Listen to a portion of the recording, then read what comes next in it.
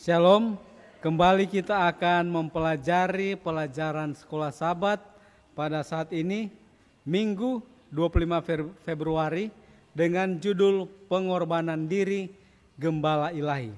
Mari kita tunduk kepala dan kita berdoa. Terima kasih Bapa di sorga, dengan semua berkat-Mu kami bersyukur, kami mau belajar firman Tuhan lewat pelajaran sekolah Sabat. Roh Kudus Tuhan boleh bersama-sama dengan kami, ampun dosa kami dalam nama Yesus Juru Selamat kami, amin. Saudaraku yang kasih, pada saat kita membaca Mazmur 23, Tuhan gembala yang baik, Tuhan adalah gembalaku, takkan kekurangan aku.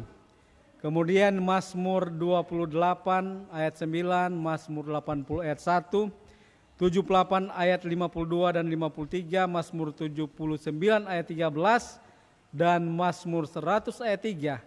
Maka gambaran Tuhan sebagai gembala dan umat Allah sebagai domba di padang penggembalaannya menyoroti tuntunan dan pemeliharaan Allah atas umatnya dan bagaimana ketergantungan daripada umat Allah untuk memenuhi semua kebutuhan mereka.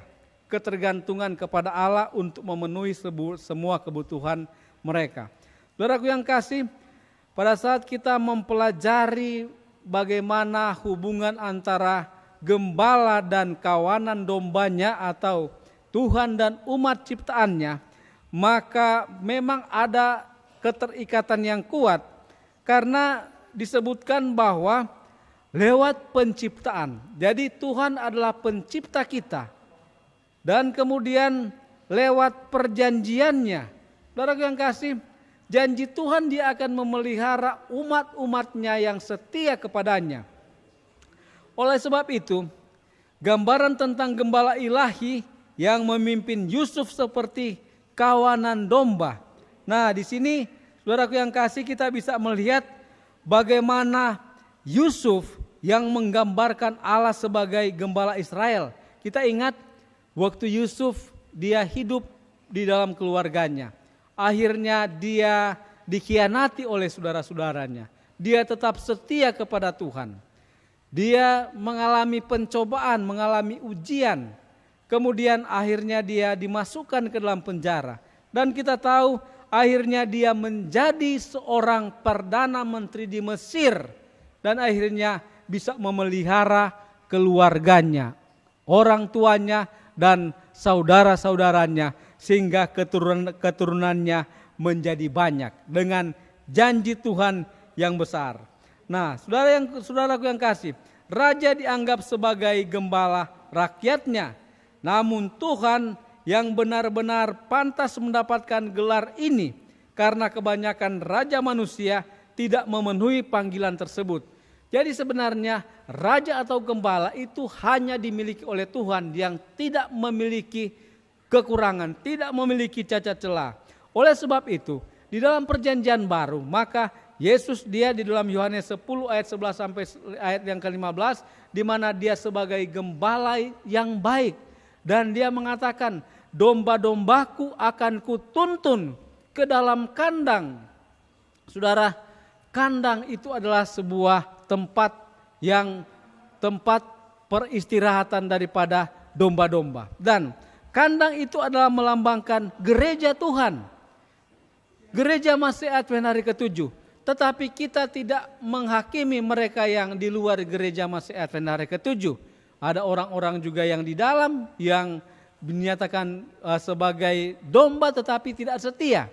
Makanya Tuhan mengatakan bahwa di kandang-kandang yang lain itu atau di antara umat-umat Tuhan ada terdapat di kandang-kandang lain. Dan mereka satu waktu akan kutuntun ke dalam kebenaran.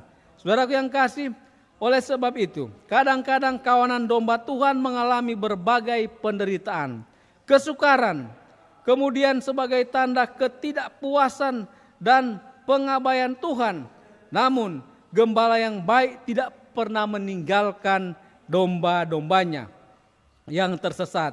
Saudara, kita sebenarnya adalah domba-domba yang sudah tersesat, tetapi Yesus dia bersedia rela mati untuk domba-dombanya. Yesus rela mati untuk kita. Oleh sebab itu Rasul Yohanes di dalam Yohanes 1 ayat 29, di sini Yohanes Pembaptis dia menyatakan, lihatlah anak domba Allah yang menghapus dosa dunia. Dan ini menyatakan Yesus, dia memanggil domba-domba di kandang dan menyatukan mereka menjadi satu kawanan. Jadi saudara, umat-umat Tuhan adalah mereka yang berada di dalam gereja yang setia. Dan umat-umat Tuhan yang di gereja-gereja mungkin yang lain, tetapi mereka setia menurut pengetahuan mereka akan kebenaran. Dan pada saat satu waktu di mana pencurahan roh hujan akhir, maka mereka itu akan disatukan di dalam satu kandang, disatukan dalam satu kumpulan umat-umat Tuhan yang akan setia menghadapi masa kesukaran. Dan itu karena mereka sudah melihat bahwa Yesus sebagai gembala yang baik, yang sudah menyerahkan nyawanya, sudah rela mati sehingga mereka boleh diselamatkan. Kiranya kita boleh menjadi bagian daripada domba-domba yang berada di dalam kandang Kristus yang setia dan tetap setia kepada kebenaran apapun yang terjadi. Kiranya Tuhan memberkati kita sambil kita terus mempelajari pelajaran Sekolah Sabat dalam nama Yesus. Amin.